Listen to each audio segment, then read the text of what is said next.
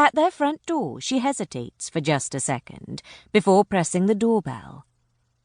There's no sound from inside. She presses it again and waits. The bell is loud and shrill in the otherwise silent cul-de-sac. Surely they'll hear it. All the other neighbours must hear it too. But still nothing. She tries a third time and a fourth, but there's no sound behind the heavy front door. Stepping back, she looks up. The curtains are closed, and there's no light in either of the front bedrooms. Unsure now, Sylvia stands barefoot in the driveway, wondering if she had imagined the whole thing. She's still bleary-eyed, and her head is woozy from lack of sleep. It could have been a trick of light, or nothing at all. But she can't just go back inside without being sure.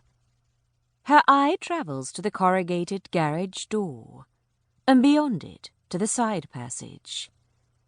Mrs. Osborne never used to lock the gate. Maybe the new neighbours have left it open too. Treading carefully through the dead potted plants and planks of wood that litter the ground, she makes her way along the side passage towards the gate, unlatches it, and gives it a push. It swings open, banging against the wall of the house.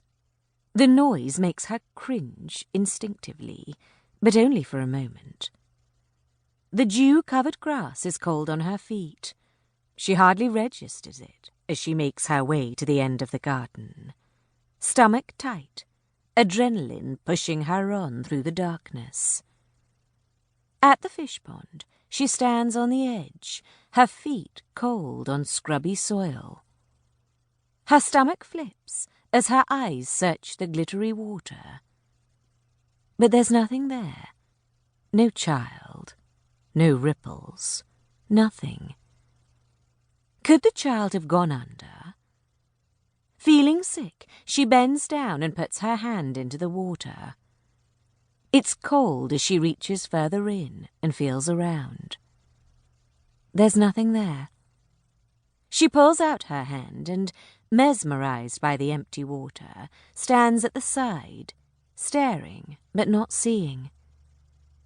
It's like an old mirror spotted with algae, holding nothing more sinister than the moon.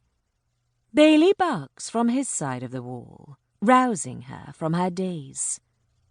Oh, God, what is she doing in her neighbour's garden in the middle of the night?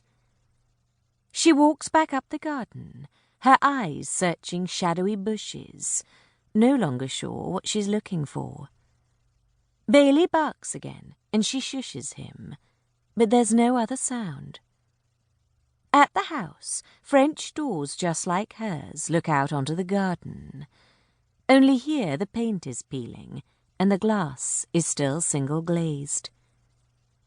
Peering through the panes, there's only inky blackness inside. She raises her hand to knock, but drops it again. This is silly. She closes her eyes to remember, and the image seems clearer now. The little arms and legs, the hair floating out just beneath the surface. Her memory is embellishing a picture that wasn't very clear to begin with. The only certainty is that there's nothing here now. Still heavy air, and nothing. She stands for another minute, just listening, then turns and leaves.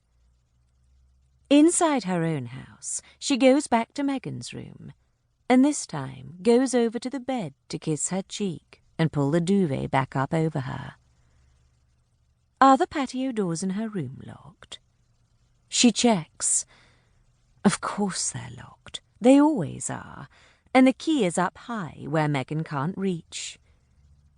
Breathing a little more evenly, Sylvia goes upstairs, wondering if having Megan sleep on her own downstairs is such a good idea. Tom is sitting on the side of the bed, rocking the baby. He motions to her to stay quiet as he attempts the cot transfer. Success this time.